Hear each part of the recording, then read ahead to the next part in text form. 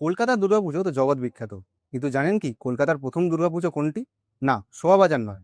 কলকাতার প্রথম দুর্গোৎসব অনুষ্ঠিত হয়েছিল ওড়িশার এই সাজের আশা। কলকাতার পদাবলী নিবেদিত গলিতে গপ্প সিরিজের আজকের পর্বে আমরা ঘুরে দেখবো এই স্থান।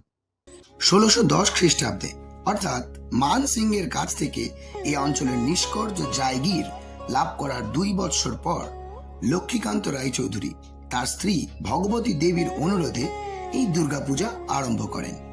এটি এক সময় ছিল নাট মন্দির, যার এখন এই 10টি স্তম্ভ আর মণ্ডপটি অবশিষ্ট আছে।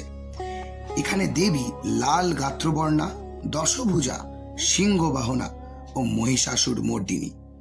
415 বছর পূর্ণ করতে চলা এই পুজোতেই মা প্রথম সপরিবারে অর্থাৎ লক্ষ্মী, গণেশ, কার্তিক ও সরস্বতী সহ পূজিতা হন। আমরা সাধারণত বনেদি বাড়ির পুজোগুলিতে একটি মাত্র চালচিত্র দেখতে পাই, কিন্তু এখানকার পুজো হয় 3 ধারার, যা ত্রিধারা মানে শাক্ত, শৈব ও বৈষ্ণব হিন্দু ধর্মের এই 3টি ধারার সমন্বয়ের প্রতীক। এছাড়াও এখানকার আরো একটি ঐতিহাসিক গুরুত্ব আছে। বলা হয় 1698 সালে কলিকাতা, গোবিন্দপুর ও সুতানুটি এই 3টি গ্রামের রাজস্ব আদায় তত্ত্ব সাবর্ণ পরিবারের হাত থেকে ইস্ট ইন্ডিয়া কোম্পানির হাতে হস্তান্তরের চুক্তি এই স্থানেই স্বাক্ষরিত হয়েছিল। এটি হলো কলকাতার প্রাচীনতম এবং বাংলার দ্বিতীয় প্রাচীনতম পারিবারিক দুর্গাপুজো। বাংলার প্রাচীনতম পারিবারিক পুজো কোনটি জানেন?